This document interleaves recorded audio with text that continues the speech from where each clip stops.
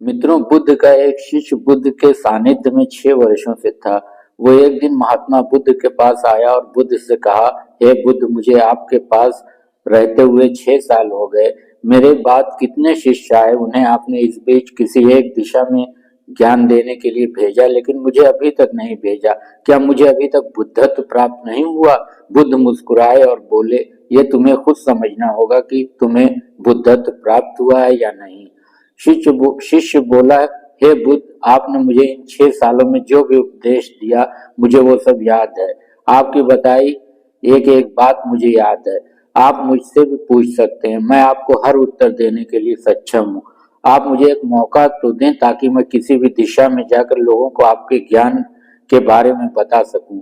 बुद्ध ने कहा, ज्ञान की बातों को याद रखने से कुछ नहीं होता जब तक आप उसे अपने आचरण में न लाएं। जब तक आप किसी भी चीज को अपने आचरण में नहीं लाओगे, तब तक आप दूसरों को नहीं कह सकते कि वो उसे अपने आचरण में लेकर आए। शिष्य ने कहा, जो भी हो, कृपया आप मुझे एक मौका दें। आप मुझ पर भरोसा रखें।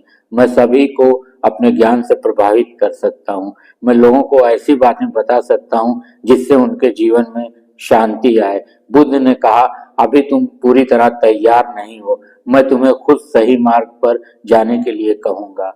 शिष्य ने कहा, क्यों बुद्ध, आपने मुझे इन 6 वर्षों में इतना भी ज्ञान नहीं दिया जिससे मैं लोगों को प्रभावित कर सकूं। बुद्ध ने कहा, ठीक है, तुम पूर्व दिशा की तरफ जाओ। वहां तुम्हें एक गांव मिलेगा, उससे तुम भिक्षा मांग कर लाओ और वहां के लोगों को अपने ज्ञान से मदद करना। ये कहकर बुद्ध ने कहा, तुम वहां अकेले जाना और शाम को आकर मुझे बताना तुमने कैसे वहां के लोगों की मदद की। वो शिष्य यह सुनकर बेहद खुश हो गया और बुद्ध का आशीर्वाद लेकर चला गया। और वो रात भर ज्ञान समेटता रहा और मन ही मन सोच रहा था कि मैं कल ऐसे ज्ञान की छाप छोड़ूंगा कि वहां के लोगों के साथ बुद्ध भी मुझसे प्रभावित हो जाएंगे। सुबह उठकर वो महात्मा बुद्ध को प्रणाम करने गया। प्रणाम कर वो पूर्व दिशा की तरफ निकल गया। शाम को वापस आया तो बुद्ध ने देखा कि उस शिष्य के माथे पर चोट लगी है और खून बह रहा है। बुद्ध ने उसे पट्टी की और पूछा, तुम्हें चोट कैसे लगी? शिष्य ने कहा कि बुद्ध, वहां के लोग बेहद दुष्ट हैं, उन्हें जरा भी बुद्धि नहीं है। मैं उस गांव में भिक्षा लेने गया पर किसी ने मुझे भिक्षा नहीं दी। सब मुझे गालियां दे रहे थे। एक व्यक्ति ने तो मुझे भिक्षा तो दी लेकिन नीचे फेंक कर और कहा, इसे उठा लो। मैंने उन्हें काफी समझाया लेकिन वो मेरी बात सुनने को तैयार ही नहीं थे। उल्टा उन्होंने मेरे साथ हाथापाई की जिससे मुझे चोट लग गई है। बुद्ध, आप मुझे दूसरी जगह भेजे जहाँ के लोगों में बुद्धि हो, इस तरह ना हो। बुद्ध उसकी बात सुनकर मुस्कुराए और बोले कि अगर तुम्हें दूसरे गांव में भी ऐसे ही लोग मिले तब तुम क्या करोगे? शिष्य ने कहा, बुद्ध, ऐसे लोगों को कोई ज्ञान नहीं दे सकता। वो लोग अज्ञानी हैं, उन्हें कौन समझाए? बुद्ध ने कहा, वो लोग अज्ञानी नहीं बल्कि ज्ञानी हैं। उनके पास बहुत बुद्धि है परंतु उनके पास खुद का ज्ञान है। अब अगर तुम किसी दूसरे के ज्ञान को चोट पहुंचाओगे तो वो कुछ तो कहेंगे ही।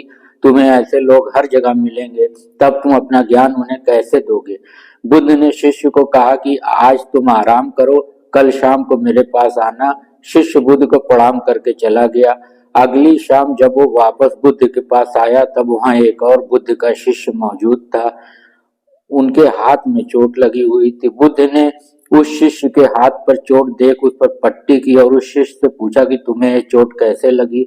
शिष्य ने कहा, हे बुद्ध, आपने पूर्व के गांव में मुझे जाने के लिए कहा था, वहीं मुझे ये चोट लगी। बुद्ध ने कहा, वहां तुम्हारे साथ क्या क्या हुआ तुम मुझे बताओ। शिष्य ने कहा, हे बुद्ध, वहां पर मैंने सबसे भिक्षा मांगी लेकिन किसी ने मुझे भिक्षा नहीं दी। एक व्यक्ति जिसने भिक्षा दी थी उसने भी वो मुझे जमीन पर फेंक कर दी और कहा, इसे उठा लो। मैंने चुपचाप उसे उठाकर अपने पात्र में रख लिया और उसे कल्याण का आशीर्वाद दिया। तब उस व्यक्ति ने मुझसे कहा, आप बड़े ही अजीब व्यक्ति हो, मैं आपका अपमान कर रहा हूँ आप मुझे आशीर्वाद दे रहे हो। मैंने उनसे कहा कि आप धनी हैं, आपने मुझे दान दिया है इसलिए मैं आपको आशीर्वाद दे रहा हूँ। फिर वहां से मैं आगे गया तो कुछ लोगों ने मुझे वहां से जाने के लिए कहा। उन्होंने मुझे कुछ अपशब्द कहे और मुझ पर कुछ पत्थर फेंके जिससे मुझे चोट लग गई। जब मैं वापस आ रहा था तब मैंने एक माँ को रोते हुए देखा। वो अपने बच्चे को लेकर चिंतित थी। उसका बच्चा बहुत बीमार था। मैं तुरंत जंगल से जाकर उसके लिए जड़ी बूटी ले आया।